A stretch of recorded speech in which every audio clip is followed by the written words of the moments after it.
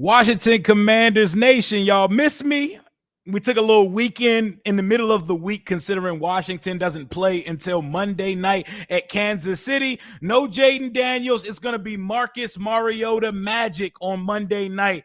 And I think we're getting our receivers back. I think we're getting some firepower back, and we don't have to resort to the bodies on the practice squad. But Washington at Kansas City, Monday Night Football, third primetime game of the year. Let's get after it.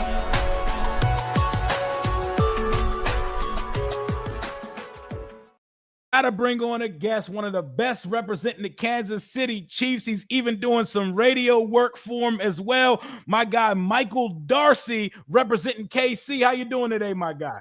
I'm doing fantastic, Rio. I'm excited to be here. This is the matchup that, honestly, I had circled on my calendar before the season even started. But Monday Night Football in Kansas City, it's going to be a good one. It is. I hope it's going to be a good. I think it's going to be a good one. Like, as doom and gloom as I've been after the last two games, my fan brain starts to kick in the closer that we get to the date, and how drunk this season's going to be, even without Jaden Daniels. I feel like we're still in for a good football game on Monday.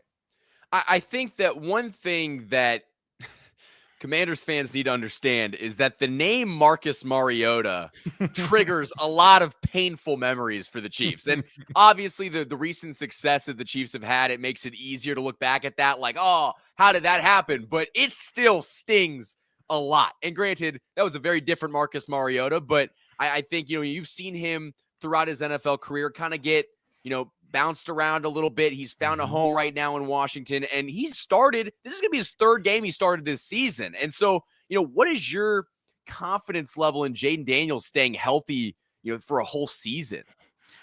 I still have confidence in it. This last one, it looked kind of fluky, but we're just cursed this year. Like, this season, it's just injury after injury. Each week, we're adding a new player to the season-ending injury report.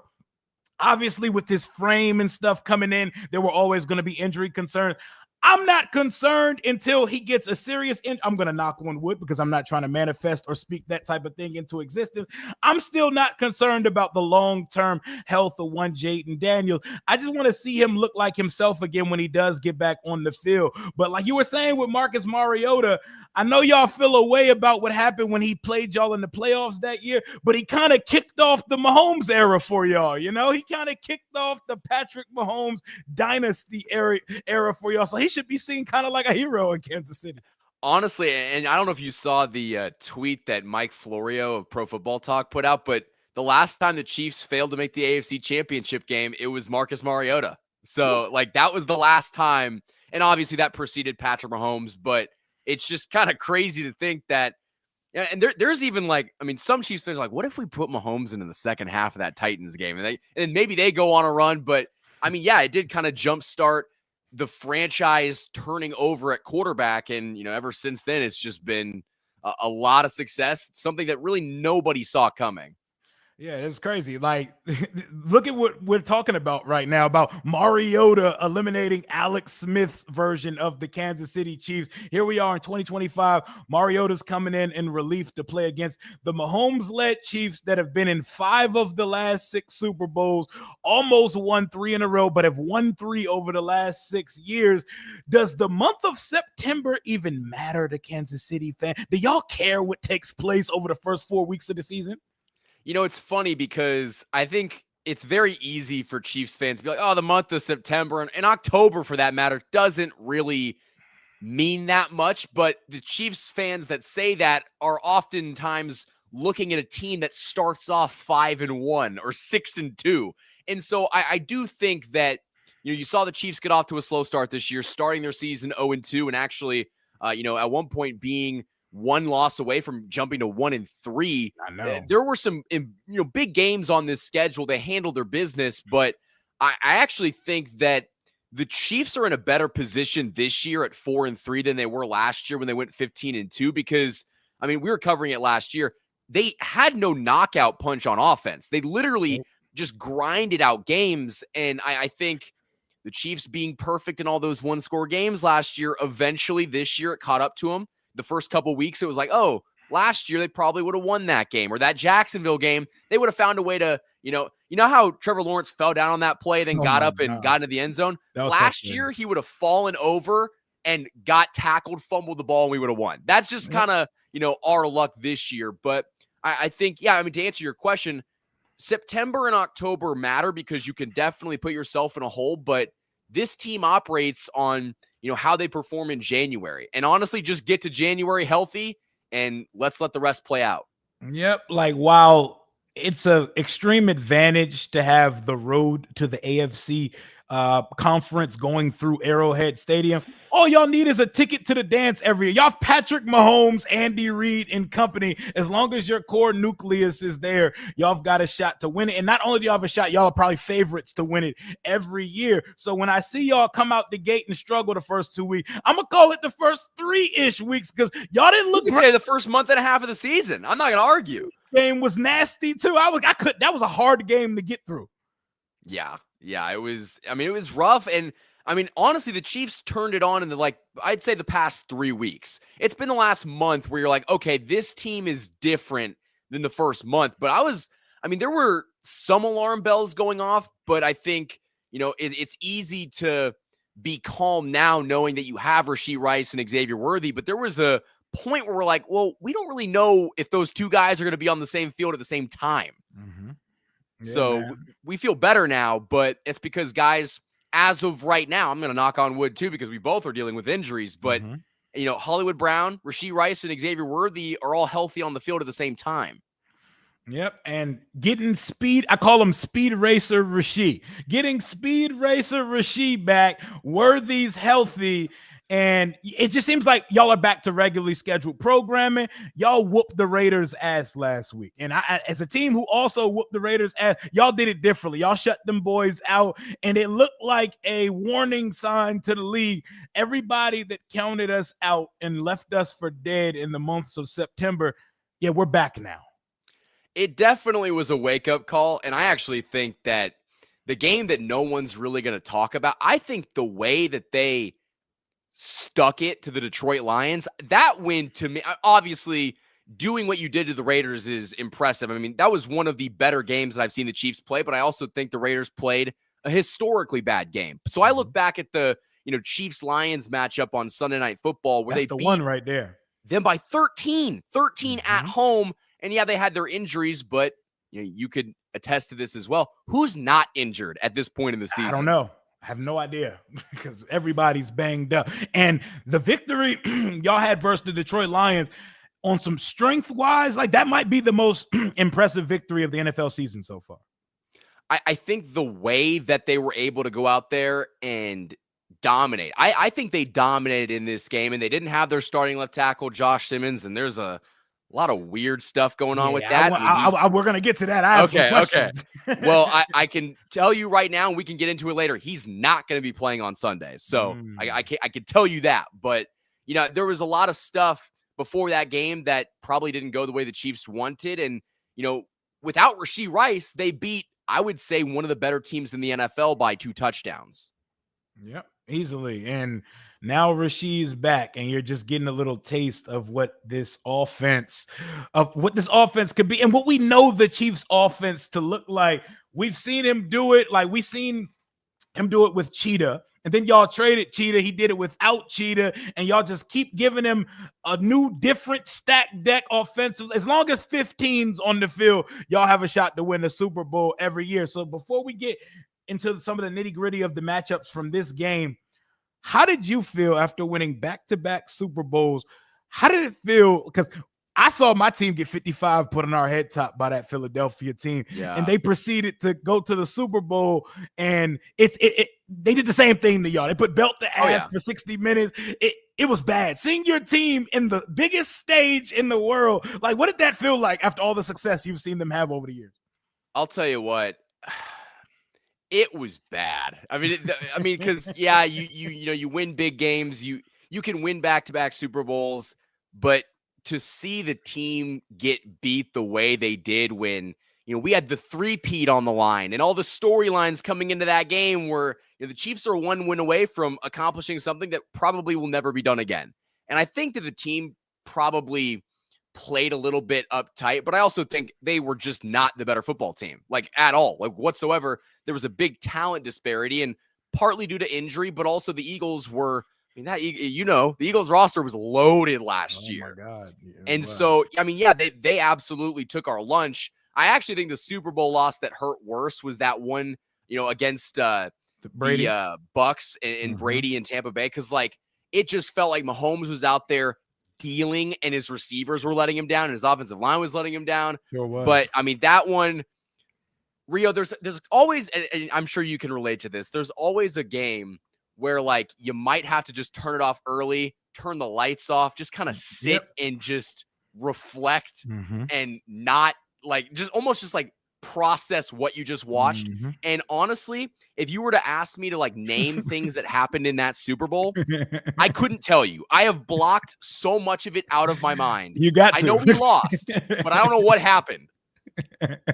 And like y'all did such a disservice to the NFL world because we all have to hear from damn Eagles fan, and like we can unite on that. They're the worst. Oh my God, they're the worst. Oh, they're the worst people in the world. They're so bad. Like they're on top of the fact that their fans are lunatics. It's just like, like if the Commanders won the Super Bowl this year, or when you guys were in the playoffs and you beat the Lions, I was rooting so hard for you guys. And I wasn't rooting for Philly beforehand. I absolutely would not root for Philly after this, because like to us, we beat Philly in a Super Bowl a couple of years ago. It's like, we didn't really hear any of the chatter. We heard that chatter after they won. Oh my God. And we're never going to hear the end of it. And I was like, oh my, see, look what we opened the door and y'all officially just let the Eagles out, and everyone's got to hear from it from now on. No one's going to hear it louder than from Eagles fans. And we share a division with those guys, so we know exactly how that can go. But looking into this matchup, okay, let's get straight to the Josh Simmons thing. We drafted a tackle in the first round of the 2025 class, Josh Connolly Jr. Y'all drafted a tackle. And I've seen a lot of people saying that we should have took Josh Simmons instead. What the hell is going on with Josh Simmons? Because the little bit that I do know, it all sounds very odd, weird, cryptic, and it seems like there's some serious stuff going on over there. So I think that the situation has changed a little bit. Andy Reid spoke to the media yesterday and was basically like, it is a family issue. He was very cryptic about what it actually was. We still don't know what kind of family issue, but we know that it's something going on in his family. I actually know that you guys took the tackle because we were looking, okay, is it going to be Josh Connolly Jr.? Is it going to be Ariante Ursary? Is it going to be Josh Simmons? Like, we were looking at all these names, and I was a little bit surprised that you guys ended up picking Connolly Jr., especially because you guys have Laramie Tunsil, right? You traded with the Texans to get Tunsil, so it almost seemed like you were doubling up. But Simmons, when he has been on the football field, has been as good as advertised, actually better than advertised. And I'm very surprised that they were able to find that guy with the final pick in the first round. But he's also missed, I assume, including this week against the Commanders, that's 3 Sundays or 3 Monday, like 3 weeks he has not played. Don't really know what's going on. But if it's a family issue, that's like excusable. If it's something else and it's like, okay, this guy's got some character concerns, and it's like a little different. Okay, so all 3 of the games he's missed were for personal reasons. None of it was because of injury so far. Yes, no, nothing due to injury. Oh, that's odd. But when he has been on the field, all I've heard nothing but rave reviews about him as an NFL tackle. Oh, I think PFF put the chart out there, like tackle win rate when put on an island, and he as a rookie was outclassing like the Eagles right tackle Lane Johnson. Like, he is genuinely developed very nicely, and that's why it stings to not have him, because he is just a super freak athletically. And Jalen Moore, I want to give props to him because he is the guy the Chiefs brought in this offseason, was backing up Trent Williams in San Francisco, kind of was backing up Josh Simmons as a swing tackle, and since Simmons hasn't been here the past couple weeks, he's been forced to start, and he has been really good considering he's a backup, and you're paying him a lot of money, but he's looked really good. You really haven't missed a beat, but I don't really know how that's going to fare against the Commanders pass rush that, I mean, how would you say the pass rush has performed this year? Well, the best pass rusher on the team is now out for the season as of 6 days ago. Dorrance Armstrong, our best edge, Former Kansas Jayhawk legend, by yes, the way. yes, who was a half a sack from his $250,000 bonus of 6 sacks this year, went out there with a messed up hamstring, tore his knee up, and is now out for the season. We're down both our starting edges for the year, Dietrich Wise and Dorrance Armstrong. We can get to the quarterback, but I mean, the guy who was best at doing it is now gone for the year. So we're going to have to manufacture. That's 3 ends we got on the season ending IR. So I'm not sure how we're going to get much pressure other than sending blitzes and stuff. And our defensive coordinator does not like doing so. Yeah, and I'll tell you this, blitzing Patrick Mahomes is not very smart because he just picks it apart. Mm-hmm. Yeah, he's one of the smartest. He's a computer. He's one of the smartest quarterbacks in the league. Are y'all totally healthy up front? Because if there's one thing I've seen that we've actually been good at this year, it's usually we take advantage of depleted units. Trey Smith and company good to go? I don't really know what's going on with Trey Smith. I know he's dealing with a back injury. I don't. I mean, they say that it's nothing serious long term, but that also doesn't really make me believe he's going to play this week.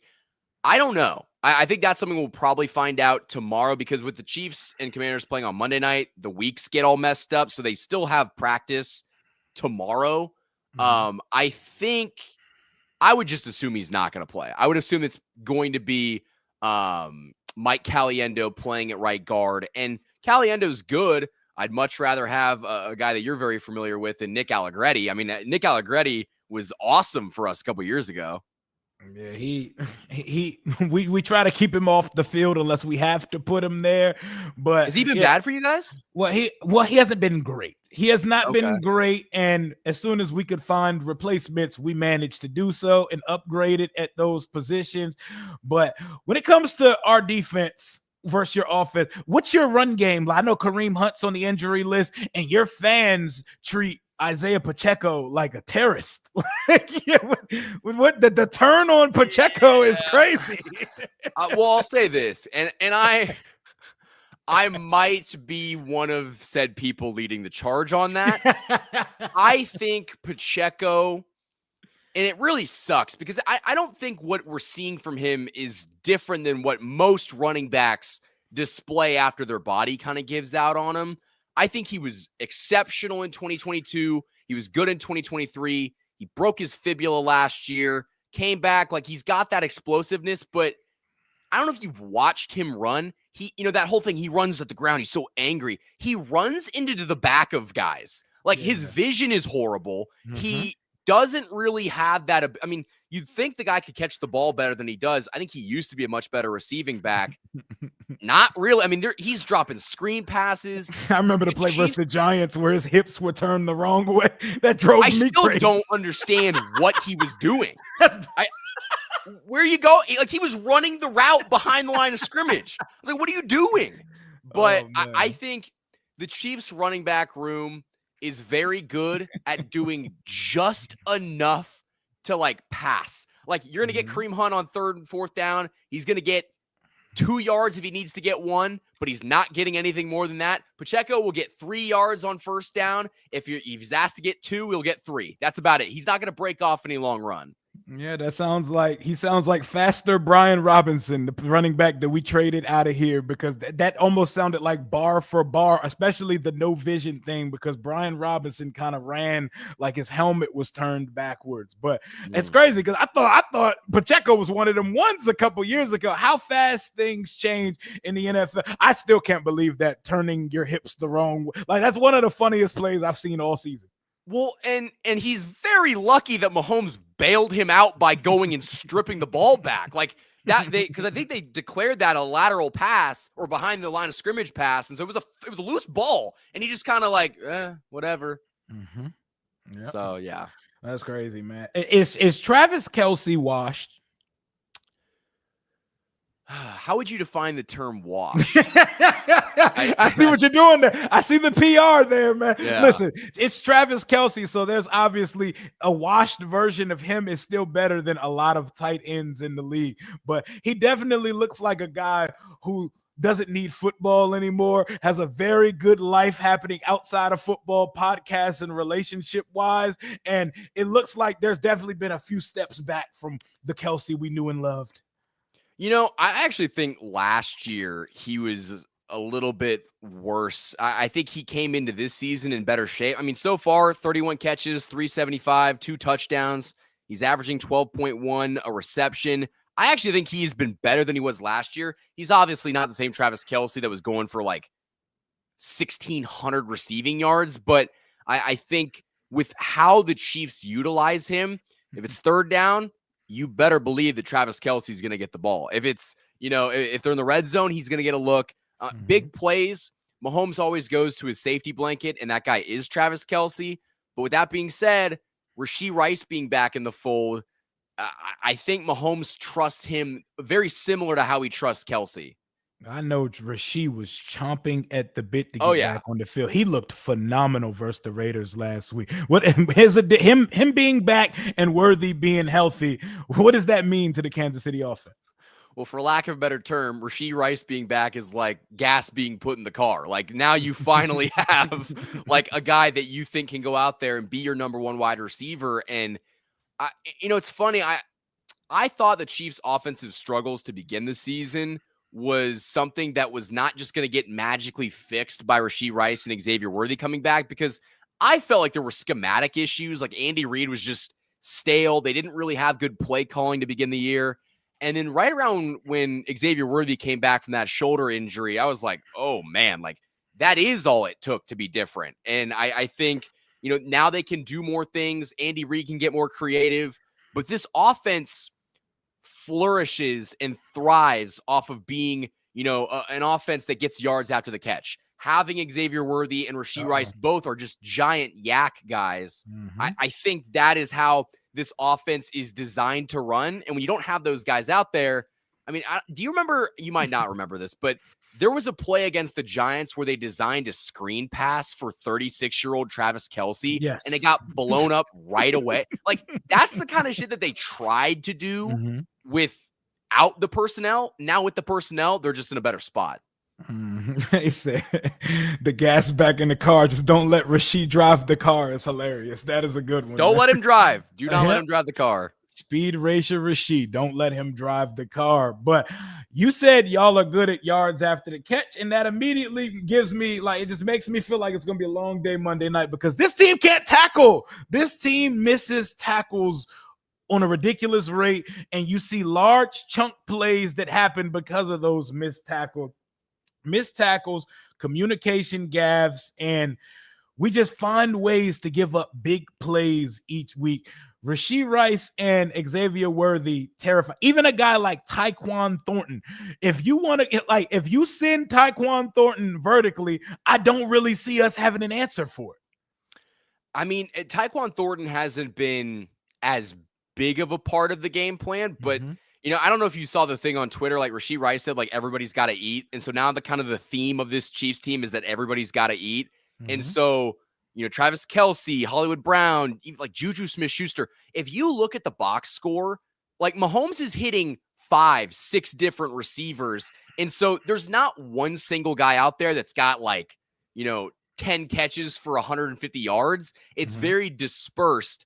But I do think, with some of the speed that the Chiefs have out there, I mean, if you can't tackle guys, that's not really a recipe to beat this team. Yeah, or any team for that matter. Yeah, we can't tell. We've given up some huge play versus the Bears. The defensive play that gave DeAndre Swift could not find a hole this year, and we got this man going 60 yards for a touchdown because we can't tackle. Last week, broken plays. We got guys running into each other. Some real football follies type shit on Sunday afternoons with a very broken defense. So, your offense versus my defense. That's obviously an advantage Kansas City on that one.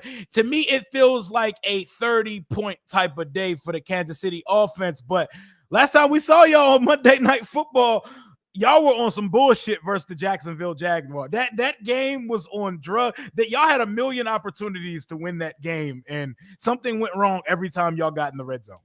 And we talked about it at the beginning of the show. Like, that's a game last year the Chiefs win, even though it was ugly. There were a lot of games last year that just felt like the Chiefs were like, I mean, they won, they made the right plays at the right time, but man, like, you just squeaked out a win against the Panthers. Like, they won a lot of games, very, very close margins. Mm-hmm. And I think, this year the theme is that they're actually not winning a lot of close games. When they're winning, they're actually blowing teams out. Whether it's the Ravens or the Raiders, I would even call the Lions kind of a blowout to a certain extent. It was. Y'all dominated.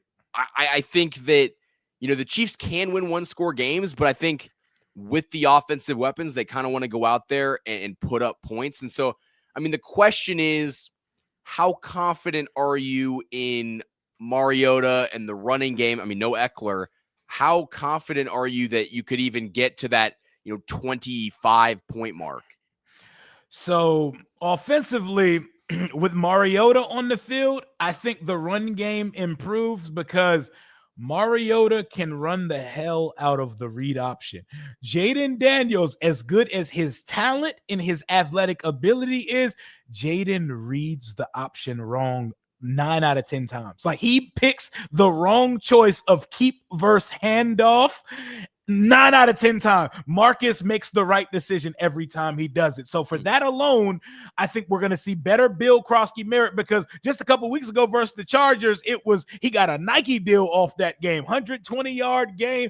We haven't seen much from him since because we haven't been able to get the run game going. And a part of that is because we're behind early every week. We're behind early, and Cliff Kingsbury, like a lot of good offensive coordinators, they cannot wait to abandon the run so they can just air it out. But I don't know how you're airing it out when you have Robbie Anderson on the field in 2025, but I think the run game is significantly improved with Mariota on the field because Mariota knows how to run the option. And I think Bill is, after 2 duds, I think Bill is going to have he's going to have himself a day on Monday night. And that's interesting because actually they were talking to Spags earlier this afternoon, like, how are you going to stop Bill in the running game? And someone brought up, like, Spags, your track history against all these really good running backs is really good. He goes, I don't even want to talk about that. Like, don't even bring it up, because, obviously he's got so much respect for that running game and the ability to, beat the Chiefs on the ground.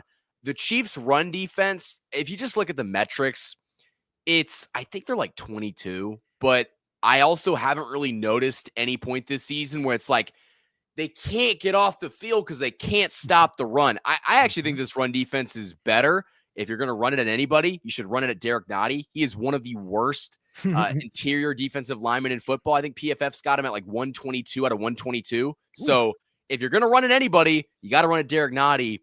But at the same time, the Chiefs linebackers, Leo Chenal, Nick Bolton, Drew Tranquill have been playing fantastic football. And 3 linebackers I wanted us to get when they came out in their classes, but continue. I mean, the linebackers have taken a huge step, and the corners have been really good this year, along with, like, Brian Cook's been playing out of his mind. But, it's funny, you mentioned, guys that you wanted in the draft. A guy that I remember scouting a lot was actually Sam Cosmi. How has Cosmi been at the next level? Oh, Cosmi, he got an extension, a nice fat extension last year because we turned him into a guard and he became one of the better guards in the league. He's been great. He unfortunately tore his ACL in the divisional round game versus the Lions. So he played his first game of the season last week, but it was good to have him back on the field. He's now popped back up on the injury report with a back injury now, which kind of scares me because I had no idea about this until like yesterday.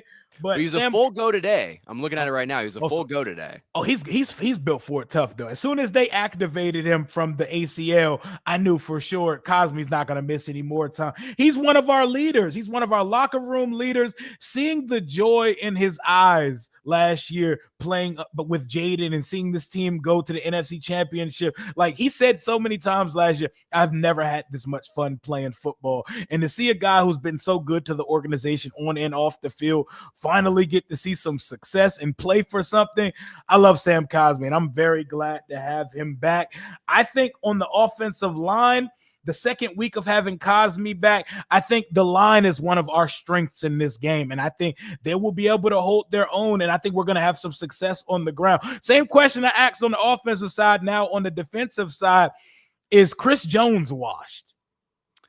Chris Jones is not washed. I think it's hard for, I mean, unless you watch and understand how difficult his job is. Like, the dude's getting doubled and triple teamed on damn near every snap. I mean, go watch the tape, Chris Jones versus Jackson Powers Johnson. It looked like a homicide. Like, it was just I mean, he killed that guy. They had to bench their literal right guard because he was so bad against Chris Jones. Just couldn't stop him. I still think Chris Jones is a game wrecker. I think he picks the moments to be a game wrecker, as you saw in that Jacksonville game. I think there's been moments this year where you're like, okay, Chris, don't really love that you did that, but he's been excellent, as of late after that kind of snafu in Jacksonville. But I think one of the bigger issues with this Chiefs team, and it's something that I hope that they address at the trade deadline, outside of Chris Jones, and Chris Jones hasn't been really doing it either, they can't get to the quarterback. And if they do get to the quarterback, it's because you're blitzing with your corners or your linebackers, and Spags draws up some creative blitz, or they stunt with the pass rushers.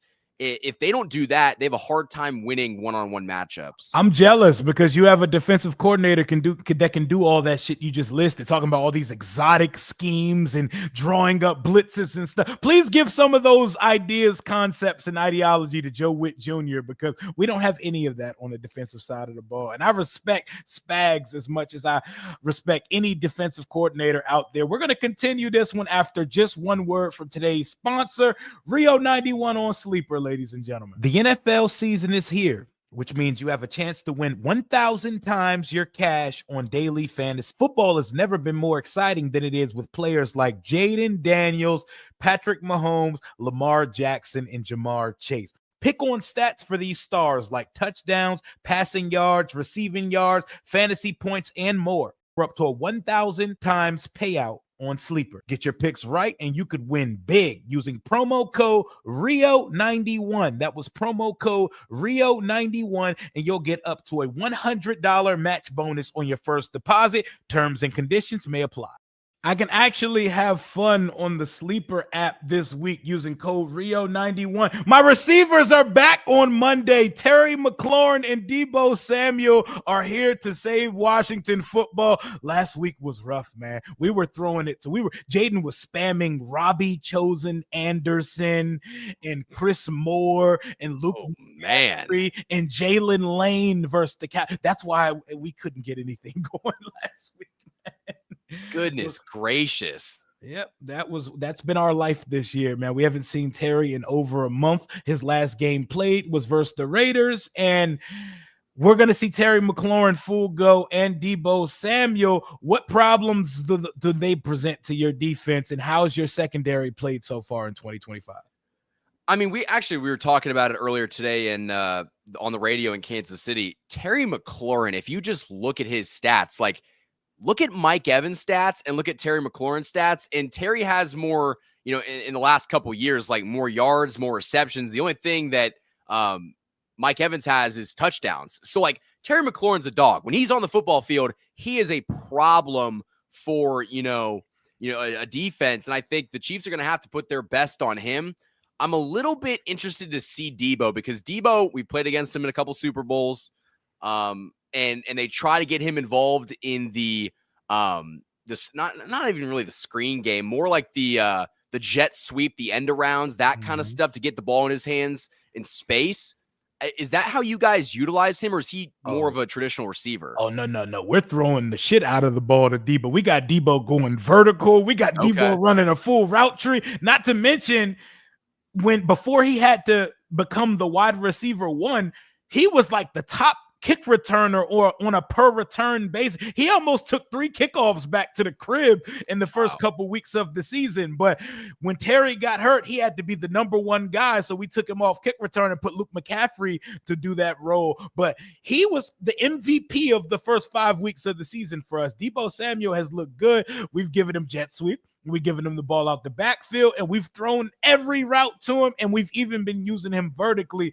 That has been the lead dog in the wide receiver room. This is going to be the first time in a long time that we actually get to see healthy Debo and healthy Terry out there on the field together. And Marcus is a consummate vet.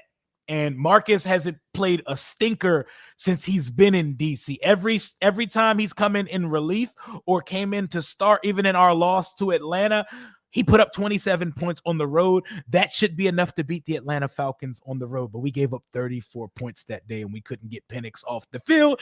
That's not the type of day we want to have versus the Kansas City Chiefs, but we're going to have to ball control this game. They're going to have to get the run game. They're going to have long sustained drives, and they're going to have to keep 15 off the football field. And I just feel good to have our guys back. Also, Zach Ertz, old reliable. He has 4 touchdowns. I know Marcus doesn't look for him like Jaden does when he's out there, but he's someone you want to factor into the tight end game as well, because we don't throw it to any other tight end. It is insane that Zach Ertz had kind of a career resurgence, and he is like a legit guy. I mean, he's washed considering like what he used to be, but he's still very valuable. You know, he's almost, it's very Travis Kelce-ish. Like, you can find guys that have a role. You know, it's interesting because I think the Chiefs are going to try to make Marcus's life a living hell. Like, if they can get to him early, and I think their goal is going to be to try to put him on his ass a couple times and maybe make him think twice about, you know, holding on to the football a little bit longer, or try to find, you know, his receivers downfield.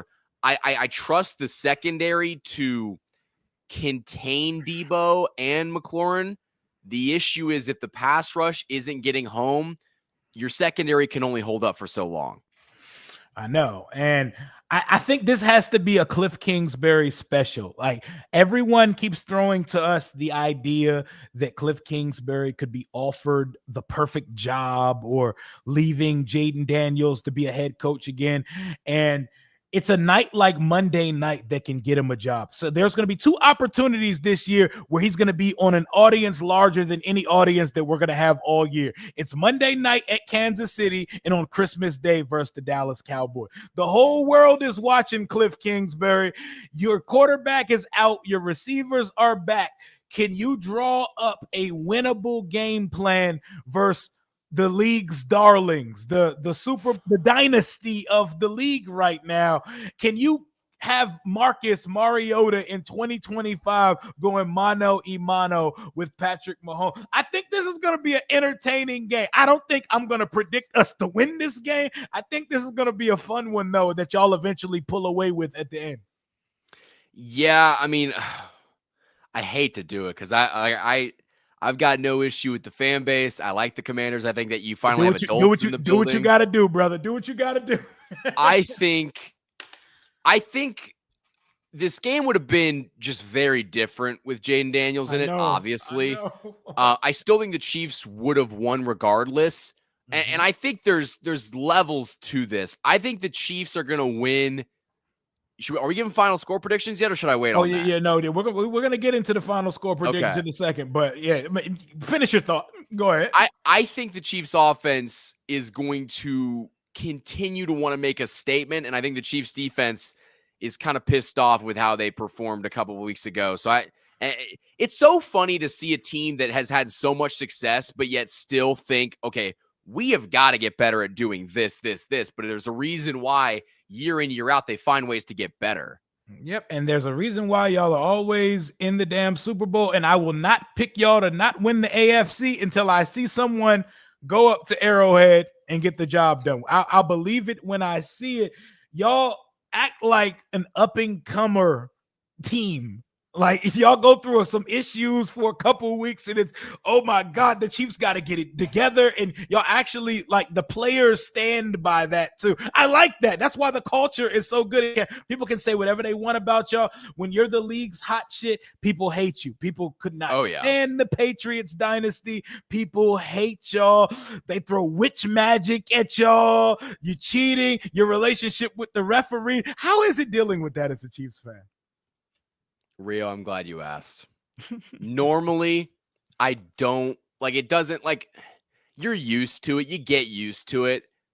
I think the one, and this kind of made me like, I don't know if you saw like the UTEP study where there was actually no actual numbers that they used in the study. To see Lions fans bitch and moan on Twitter about a catch that they could have challenged, but they didn't. Like, we're still seeing that on Twitter. I know. And they lost by 2 touchdowns. That's the kind of stuff that makes my head want to explode, because it's like, what do you want me to say? You guys got bitched for 60 minutes. You lost by 2 touchdowns. And you want me to be like, oh, you know, they messed up there. And also, I'll get off my soapbox, but what happened in that Lions game with the catch happens every single week in the NFL. Sure does. It's not out of the ordinary whatsoever for a team to get up and run a play so they can't challenge it. But now it's just like fans have just have this preconceived notion that they're not going to win because their team's not better. And so it has to be rigged against them. Yep, it has to be rigged. And I bet Lions fans talked so crazy to y'all leading up to that game too.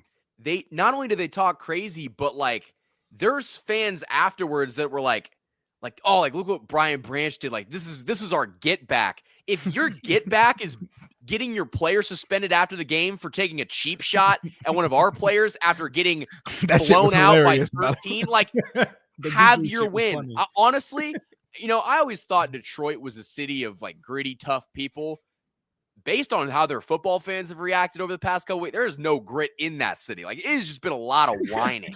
I learned a lot about Detroit during the divisional round of the playoffs last year. And I learned that it's a city of losers. It's a city of generational loser genetics. Like, I haven't seen the Washington Redskins Commanders football team win shit. I was born into the last Super Bowl, didn't see any of the glory days, but my dad and his dad, like all the generations before me saw success. The Lions, they come from many generations where no one's father saw a winner. So the way that they spoke to us leading up to that playoff game and how they all told us it was because of injury when we put up 45 on them in the playoffs, and so many, I'm still seeing Lions fans pop up. Man, you only beat us because we're injured. Look at what Calvin Shepard's doing with your injured defense right now. I'm not trying to hear that shit. A rookie quarterback scored 45 on y'all and put the number 1 seed out the playoff. I don't want to hear that. They're crybabies over there, man.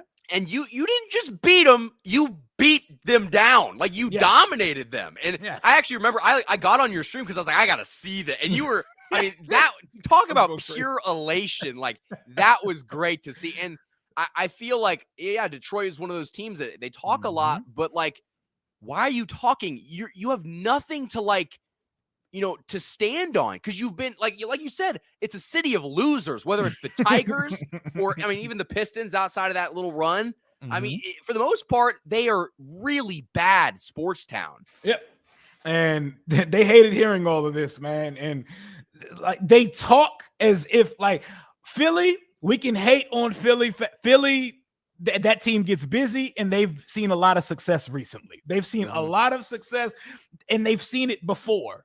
Like, where does Detroit have the gall to talk the way they do? Like, I see the way they talk to y'all, and I see the way they still talk about what happened in the playoffs. Like who gave y'all y'all have never had glory days. Like, the most important franchise like figments of history are bad. Y'all went 0-16 before. Like, what do we have to stand on there? Well, and to kind of go back to the whole like Chiefs versus refs thing, or I guess other teams, because the refs are on the Chiefs side. I think it's so funny because, you know, with Buffalo and some of the rivalries in the AFC. Oh, I know that gets awful.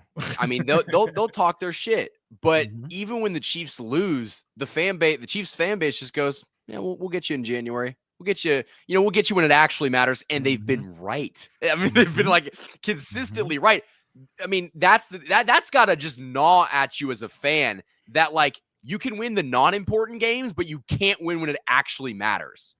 Yeah, and that I would love to just have that. See, I've come off my team's most successful season, so I came into this year talking a lot. I was cashing some checks that this team is not currently, like, they're all bouncing. Like, I'm in debt right now because of a lot of checks that I've been cashing on this team. It's been a rough start.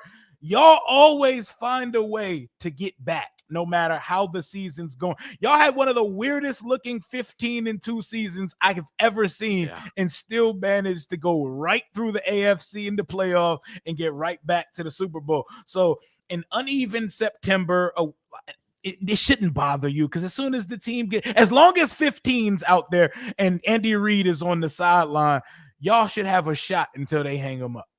And I think that's why in Kansas City it's so great, because like, and there's also like a lot of pressure. I'm sure you feel it because Jaden's on a rookie contract, so you want to try to put as much talent around him while he's young, and you can optimize him being really cheap. There's kind of that expectation in Kansas City, like, go put the talent around Mahomes, because there's no excuse for wasting arguably the greatest quarterback we've ever seen play this game on a weekly basis. Like, he is that good. You got to put talent around him. And I think this Chiefs team is night and day more talented and just better overall than they were last year. Oh man, y'all are spoiled over there, man. Y'all definitely are. God, this was going to be such a fun Jaden versus Mahomes matchup, man. I've been counting down the days for this shit, and the stupid Cowboys had to go and injure my quarterback just days before. But luckily, it's not anything serious. So y'all had a couple times where Mahomes was dealing with ankle injuries and stuff like that. How murky were those waters, and how scary were those times? Y'all were dealing with it during a playoff run, a Super Bowl run.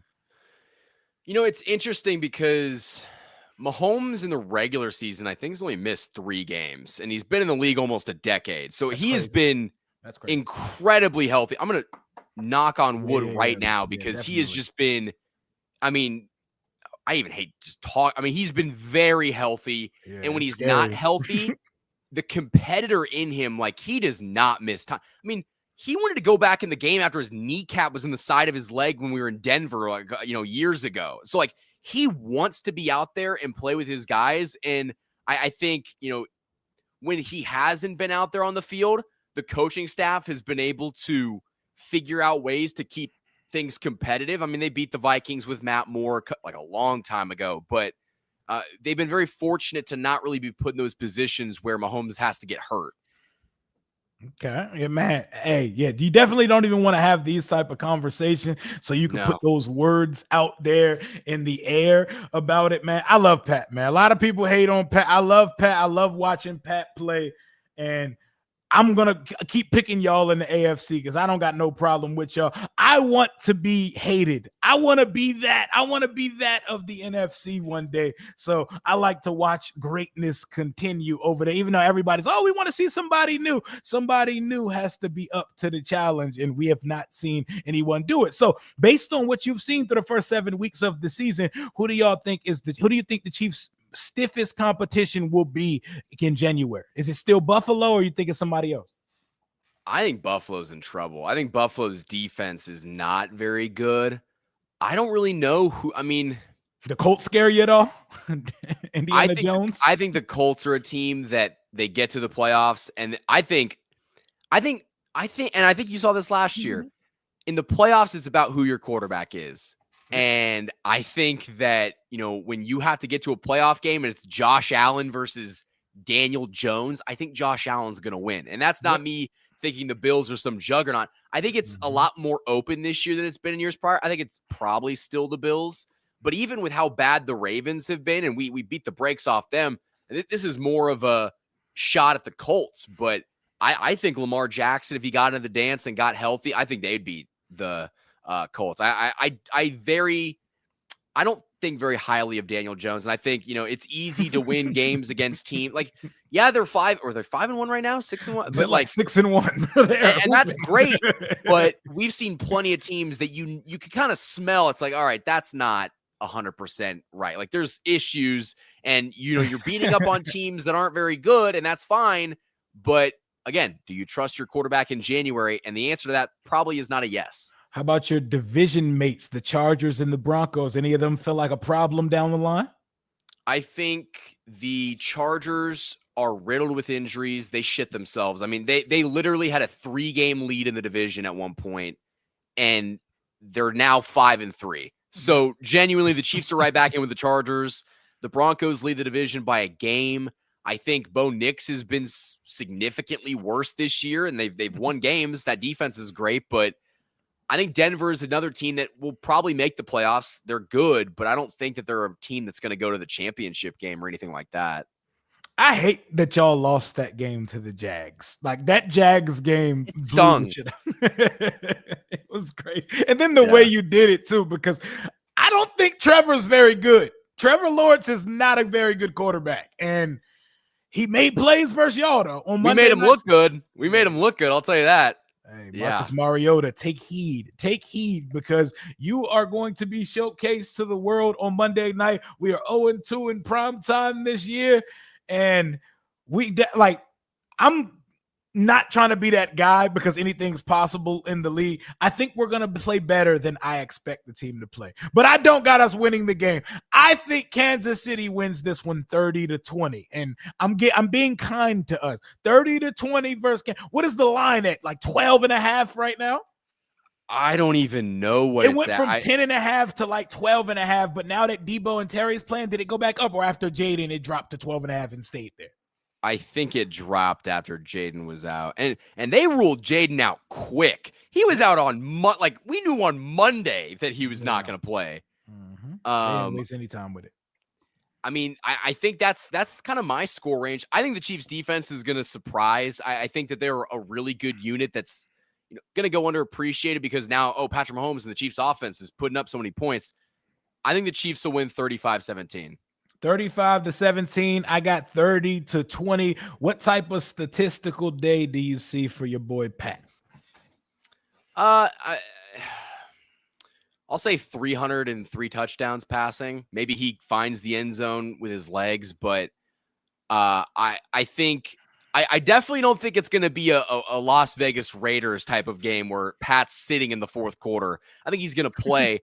I think this is probably a game though where if they come out punch you in the mouth, they went up 14-0, 21-0 on the Raiders in a heartbeat. Yeah, and I think they're going to try to come out there. I mean, the Chiefs' offense is scoring on like over 50% of their offensive drives this season. Yep, so up to about 52%. Right, this is like the best y'all have been since the 2022 version of the Chiefs. Yeah, so I think they're going to score points, and if they can get out to a lead, I mean, Marcus Mariota is going to have to throw the ball, and I think he's not a horrible quarterback, but is he just better? I don't think he's better. Yeah, Cliff puts him in some really advantageous situations where he's not asked to put a cape on and save the team, but yeah, man, we're going into Arrowhead, Monday Night Football in that environment. Last time we went to Arrowhead on Monday Night Football, I remember my boy Kirk Cousins taking us down the field. It should have been a game winner to Josh Doxson. He drops it, and then Alex Smith goes right down the field. And I believe it was like Harrison Butker's. That was Butker's first, I think, game. It was like a game winner, yeah. Hey, it was like his first. I swear it was like one of his first games he ever played in his career. Hey, it was like his NFL debut versus us, man. Yeah, I've never seen Washington beat the Chiefs in my life. Man, I remember there was one time when we went to Washington and it was an ugly game. I think they won, but it was like 20 to. Was it in the snow? No, it was in Mahomes' era. I was there. Mahomes made this sick pass from across his. Oh my! I saw it in person. I felt like I witnessed greatness. I couldn't even be mad at that shit. What was that score? I don't even remember. I don't know. Ugly. I remember Taylor Heineke almost pulled that one off, and then Mahomes said, "I'm not losing Taylor Heineke" in the fourth quarter, and threw the ball completely across his body. I was sitting like 9 rows back, like. Okay, that's what it looks like. We don't have that shit right there. We don't have that, and that's what that looks like. Oh my goodness. So I have a question for you. So it's interesting to see the overlap between the Chiefs and Washington. Like, you had Nick Allegretti. Your right tackle was our former right tackle. Mm-hmm. Or is Ryder still or not Ryder? Oh my gosh, Wiley. Andrew Wiley. Is he still starting on the right side? No, Josh Connerly Jr., our first rounders there. Wiley Oh, did start a few weeks for us at guard while Cosme was nursing an injury, and after we pulled Nick okay. Allegretti. So like we benched one former Chief for another former Chief, and And Wiley both of them held. got benched Yeah, and at the end. Wiley held it down for us at right guard, man, and he held it down for us last year at right tackle. So he was a solid. He's a solid commander. When called upon, he comes in and he doesn't shit the bed when he's out there. But oh man, Really quickly, I wanted to ask you, what was the Eric Bieniemy experience in oh Washington? my God, oh my! Don't get us started over here, Because man. that was a big thing. Like, why doesn't Eric Bieniemy have a coaching job? I don't Oh. think he was really all that good. We get it, and he's a unlikable bass. Oh, I have nothing positive to say about Eric. Oh, I okay. call him a junior mints milk dud whopper head bastard. Like, and people just hated him. I knew he was unlikable because the nicest guys on the team hated him. Terry McLaurin and Logan Thomas did not like him. Nobody wanted to practice for this guy, and the coaches coming out to the podium saying, yeah, guys don't really like it. Like it was bad. I'm talking about a guy who made Sam Howell in his first year as a starter throw the ball 52 times in a row in a game that we ended up getting killed on prime time. I mean, and it's so interesting because people in Kansas City want Eric Bieniemy back. Yeah, no, you don't. No, you don't. That is, and he's the disciplinarian, whatever that means. Like he just keeps guys accountable, but maybe that only works when you've got good cop and bad cop. If it's just bad cop, it's just bad. Yeah, man, that is not the guy. I totally understand why he's been on 20 interviews and did not land a job, because the guy can kill the opening presser, but he just doesn't vibe right with NFL play. And his route concepts and his playbook is ridiculous. He was not calling shit in Kansas City. So for anybody who thought there was a collaboration process between him and Andy Reid, no, the hell it was not. I've seen it. I seen it in 4K. He wasn't calling shit in Kansas City. And guess what? Same thing with Matt Nagy. He's not calling anything. He's None of putting the plays together, but Andy Reid's calling them. It was crazy because it created such a divide, because there were so many people that just believed in the cult-like folklore of Eric Bieniemy. He should get an opportunity to be the head coach. No, he shouldn't even be calling plays for an NFL team. It didn't work in college. It didn't work in the pros. It didn't work again in college. And now he's like an assistant running back coach in Chicago. That should tell you everything you know about the expertise and coaching ability of Eric Bieniemy. And you guys had such a machine built over there. I see why Andy Reid was pretty much campaigning every offseason to get this guy a job. He had to, because no one else would give him one. And it was like, oh, is EB going to get a head coaching job somewhere else? No, he was just an OC somewhere else, and it didn't work out. Like, he shouldn't have taken the job. Like, it was, if anything, hurt him more. No, it did. And it killed any steam he could be. Then he went to UCLA and sucked it up over there too. So he's failed in college twice. He's failed as the Colorado coach, and he failed as the UCLA offensive coordinator. I think everybody should know that the book is out on one Eric Bieniemy as a coach, and we now understand. It's crazy that he even got that many interviews if it was as bad as some of the stories, the war stories we've heard about playing for Eric Bieniemy. So to close this one out, a loss to the Jaden Daniels-less Washington Commanders on Monday Night Football at home at Arrowhead Stadium would mean what to the Kansas City Chiefs right now? Oh, man, it'd be bad. I mean, it'd be really bad just because, you're trying to dig yourself out of a hole. Now, if the Chiefs were 6-0 right now, yeah, I mean, it would suck, but you can lose that game. The issue is with the West, with the Broncos and the Chargers winning games now after kind of having that like little down period, you can't fall back and not continue the momentum. I mean, it's obviously you still have a chance to win the division, but I mean, it'd be a pretty bad loss. It would be really bad. And I think that, I mean, if you guys win that, you're right back in playoff contention. Yeah, man. And that would jumpstart, because the way that my mind works, since Jaden's not really that hurt, we have a short week. We're playing on Sunday Night Football. We're going from Monday Night Football to Sunday Night Football. We have the Seahawks on Sunday night at home, and it's the first time we're pulling out the Redskins throwback uniforms since we brought them back. So I imagine Jaden, Terry, Debo, and company, we can't lose another conference game right now. We have 4 losses in the NFC right now, and one of them was a division loss to the Cowboys. We can't lose to the Seahawks, and we have to be in full strength when the Lions come to town in a couple weeks as well.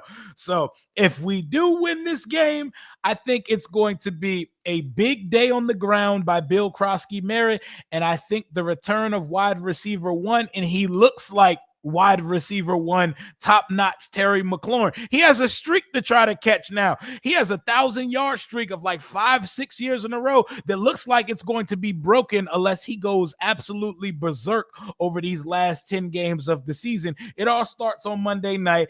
I've got Washington losing 30-20, but hoping for the best, and I think it's going to be a good game that they end up pulling away. And you have Kansas City winning with what score again?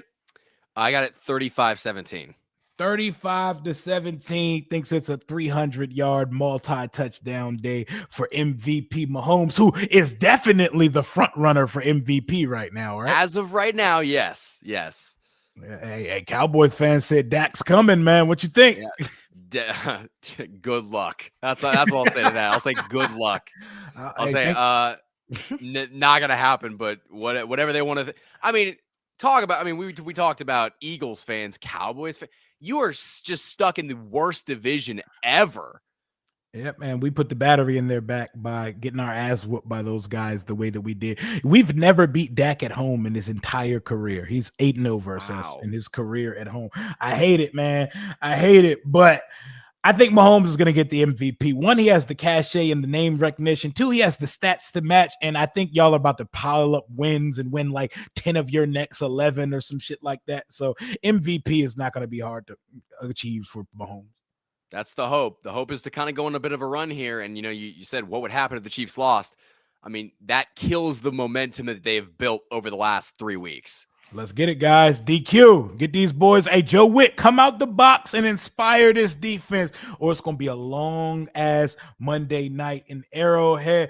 Appreciate you, my guy Michael, coming on the show and representing well for the Kansas City Chiefs. Let the folks know where they can find you and follow you on socials, my guy. You guys can find me on YouTube at KC Sports Report. I'm trying to get to Rio's level. We're like 300 or 400 short of 15,000. Hopefully, you can get to 20,000. The Chiefs keep, getting this winning streak back on track. But then you guys can find me on Twitter at just the Michael Darcy. Hey, Michael Darcy, man, y'all follow my guy, and he's making radio moves out here. We love to see that. We love content creators that know ball and actually speak from the mind of a fan. We talk about these teams all the time, but we are not the media, and we do not work for the team. So I always respect people who keep it real and keep it a buck about their football team. That's all I got for right now. I may see y'all on Sunday afternoon to do some Rio Red Zone. We'll see what the weekend becomes of that. But if not, y'all will see me all day on Monday for the watch party and for a early pregame stream. Good luck, Washington Commanders, baby. We got our receivers back. We'll see if it brings us any luck on Monday night. Marcus Mariota magic, baby. Until next time, Rio Robinson out.